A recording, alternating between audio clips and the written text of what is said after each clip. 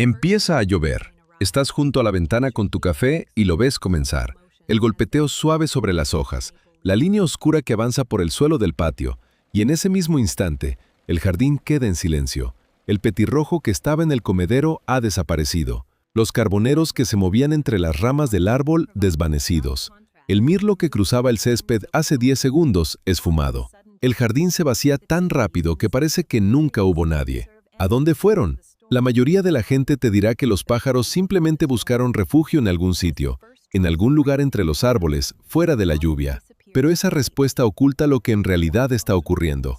Algo preciso, deliberado y mucho más extraño de lo que casi nadie que alimenta aves llegará a conocer jamás. Cada pájaro que ahora mismo está en tu jardín tiene un lugar específico, un lugar que eligió, un lugar que ha elegido antes, un lugar junto al que has pasado 100 veces sin haberlo notado nunca. Esta noche vamos a encontrarlos. Cada hecho de lo que estás a punto de leer está fundamentado en investigación ornitológica real. Y lo que encontrarás al final es algo que lleva años ocurriendo en tu jardín. Cuando lo entiendas, nunca volverás a mirar por la ventana en un día lluvioso de la misma manera. Empecemos. Las aves no van todas al mismo sitio cuando comienza la lluvia. Cada especie tiene su propia arquitectura de refugio, elegida según el tamaño del cuerpo, el perfil de depredadores y la forma en que se alimenta. Y esa decisión no se tomó en el momento, se tomó semanas atrás. El cardenal norteño se mete entre los arbustos de hoja perenne más densos, abetos, enebros, tuyas, cedros, y se introduce profundamente entre las agujas verdes, entre 1,5 metros y 2,5 metros del suelo, arrimándose al tronco por el lado de sotavento, el que da la espalda al viento. Paradójicamente, su color rojo intenso se convierte en camuflaje dentro de la sombra oscura del follaje. El carbonero común desaparece por completo. Los carboneros se meten en cavidades, agujeros viejos de pájaro carpintero, grietas en la corteza, nudos huecos, a veces cajas nido. La cavidad suele ser apenas lo justo para que el pájaro quepa. Y hay una razón por la que tiene que ser así de pequeña. En un hueco ajustado, el propio calor corporal del ave calienta el aire atrapado en cuestión de minutos. La pérdida de calor se reduce entre un 60 a 90%. Un pájaro de 12 grams en una cavidad demasiado grande podría morir de frío. En una que le encaja como un guante, sobrevive. El herrerillo, el trepador norteamericano, el pájaro carpintero menor, todos son aves de cavidad. Usan el mismo agujero a menudo año tras año. El arrendajo azul hace algo diferente. Demasiado grande para una cavidad, busca una rama gruesa cerca del tronco, en el interior profundo del dosel arbóreo, donde las hojas superpuestas actúan como una serie de paraguas apilados. No se mueve. Sus pies no le dejarán caer, y ya volveremos a eso. El chochín, cuyo nombre de género, Troglodytes, significa literalmente habitante de cuevas, desaparece entre montones de ramas, troncos caídos, enredos de raíces y hiedra, cualquier rincón pequeño y oculto. La tórtola a veces se queda quieta en una rama plana mientras el agua resbala por su espalda. Los gorriones van directamente a los aleros y cornisas de tu propia casa. Y el rincón desordenado del jardín que llevas tiempo sin ordenar, el montón de ramas, el de hojas, el seto silvestre, en una tormenta, ese es el solar más valioso de la propiedad. Si alguna vez ves uno de ellos al descubierto durante la lluvia, un gorrión en una valla, una paloma en un cable, fíjate bien, su postura no es casual. Es una de las posiciones de supervivencia más precisamente diseñadas del mundo natural. Cuerpo erguido, cabeza hundida entre los hombros, pico apuntando directamente hacia la lluvia que cae, plumas pegadas al cuerpo. Esto fue documentado formalmente por primera vez en 1986 por la ornitóloga Rosemary Hume. Hoy se llama postura de lluvia y aparece en cientos de especies, desde gorriones hasta garzas y aves marinas. 3 cosas ocurren al mismo tiempo. La cabeza hundida conserva el calor, menos superficie expuesta al frío y al agua. El pico apuntado hacia la lluvia minimiza la sección transversal que el agua golpea, como la proa de un barco cortando una ola. Y las plumas aplastadas, eso sí resulta contraintuitivo. Cuando un pájaro tiene frío y está seco, se esponja. Ese esponjamiento atrapa aire, y el aire atrapado es lo que aísla al pájaro, igual que funciona un plumífero. Pero con lluvia intensa, esponjarse sería una sentencia de muerte. Las plumas erizadas se llenan de agua en lugar de aire. El aislamiento colapsa. El pájaro empieza a perder calor rápidamente. Así que bajo la lluvia, el pájaro hace lo contrario. Aprieta las plumas contra el cuerpo, creando una superficie impermeable como las tejas de un tejado. El agua resbala en lugar de empapar. Si ves a un pájaro pequeño sentado bajo la lluvia con aspecto comprimido, afilado, casi como una flecha apuntando al viento, no está sufriendo. Está actuando con precisión. La mayor parte de tu jardín enmudece con la lluvia, pero dos especies hacen algo diferente. Y lo que hacen dice mucho sobre cuánta vida tiene tu jardín durante una tormenta. El mirlo no se esconde. Sigue buscando comida con la lluvia ligera y en cuanto cae un aguacero más intenso, irrumpe en el césped, no vagando, sino cazando con propósito. He aquí el motivo. Cuando el suelo se satura, el oxígeno ya no puede difundirse eficientemente a través de él. Las lombrices respiran por la piel y necesitan oxígeno. En cuanto el suelo se inunda, las lombrices suben a la superficie, no para escapar de ahogarse, sino para respirar. El mirlo lo sabe. El mirlo lo ha esperado.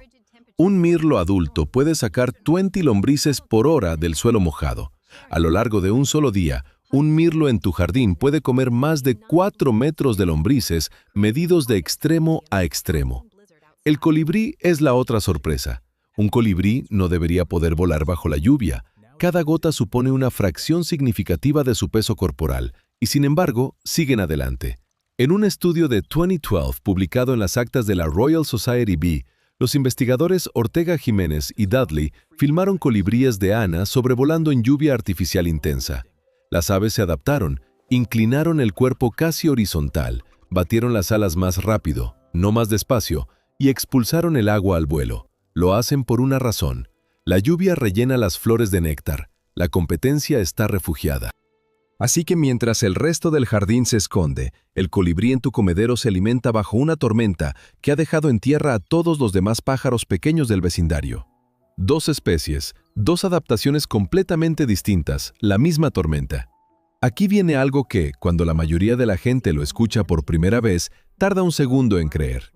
En los temporales más severos, tormentas intensas, frío prolongado, hielo, aves que normalmente son territoriales, que se pelean en el comedero todo el verano, que defienden ramas específicas como si fueran de su propiedad, esas mismas aves se apilan en una sola cavidad juntas para compartir calor corporal. Se llama apilamiento en cavidad. Los mirlos azules orientales son el ejemplo más conocido. Los investigadores han documentado hasta 9 mirlos azules, a veces más de una docena, apretados dentro de una sola caja nido durante tormentas invernales. Aves que en plena época de cría no se posarían a menos de 10 metros la una de la otra, alas contra alas dentro de una caja de madera de 15 centímetros. Los carboneros lo hacen. Los chochines carolinos lo hacen. Los pájaros carpinteros menores lo hacen. El trepador enano, un pariente pequeño occidental de la especie de tu jardín, lo lleva a un extremo que casi desafía la comprensión. Los ornitólogos han documentado hasta 100 trepadores enanos dentro de una sola cavidad en una noche de helada. Su calor corporal combinado eleva la temperatura interior hasta 22 grados Celsius por encima del aire exterior. Un experimento fundamental de 1949, realizado por el ornitólogo S. Charles Kendi, midió 11 grados bajo cero fuera de una caja de dormitorio y algo menos de 0 grados dentro. 11 grados de diferencia simplemente por estar juntos. Para un pájaro pequeño con pocas horas de reservas de grasa en el cuerpo, 11 grados es la diferencia entre ver el amanecer y no verlo. Y aquí viene lo que debería resonar en cualquiera que observe su jardín. Los carboneros que se pelean en el comedero todo el verano, que se gruñen y se persiguen entre las ramas, duermen pegados entre sí en un mismo hueco durante las peores noches del invierno. Las reglas territoriales quedan suspendidas, la matemática se simplifica, separados se congelan. Comparten la cavidad, sobreviven. Miras el jardín vacío durante una tormenta. Lo que en realidad está ocurriendo en algún árbol sobre tu cabeza es una de las treguas más improbables del mundo natural. Aquí es donde todo cambia. Investigadores dirigidos por Jesper Madsen en la Universidad de Copenhague publicaron en 2023, en las actas de la Academia Nacional de Ciencias, un estudio a largo plazo en el que rastrearon aves individuales a lo largo de sus vidas y encontraron algo extraordinario. El mismo pájaro individual volvía al mismo lugar exacto de invernada año tras año, no al mismo barrio, al mismo punto. Y esa precisión aumentaba con la edad. Al final de su vida, un pájaro podía volver a situarse a pocos metros de donde había pasado todos los inviernos anteriores. Otros estudios muestran el mismo patrón en aves limícolas, en currucas y en especies de cavidad como mirlos azules, carboneros, herrerillos y pájaros carpinteros. Una fuerte fidelidad al lugar, a menudo a una sola cavidad de dormitorio, a la que se vuelve año tras año. Combina eso con lo que ya sabemos sobre cómo las aves mapean tu jardín, cómo aprenden la parte inferior densa del abeto, el hueco detrás de la canaleta, la cara de sotavento de la valla, el recoveco de hiedra en el lado norte del árbol, y emerge una afirmación real, respaldada por la ciencia. El carbonero que se refugió en tu jardín durante la última tormenta es, muy probablemente, el mismo carbonero que se refugiará durante la siguiente, en la misma cavidad, en la misma postura, de cara al mismo viento. Es un pájaro que conoce tu jardín mejor que tú. Y ha estado usando esos escondites durante más tiempo del que tú llevas notando que estaban ahí. Pasas junto a esos rincones continuamente.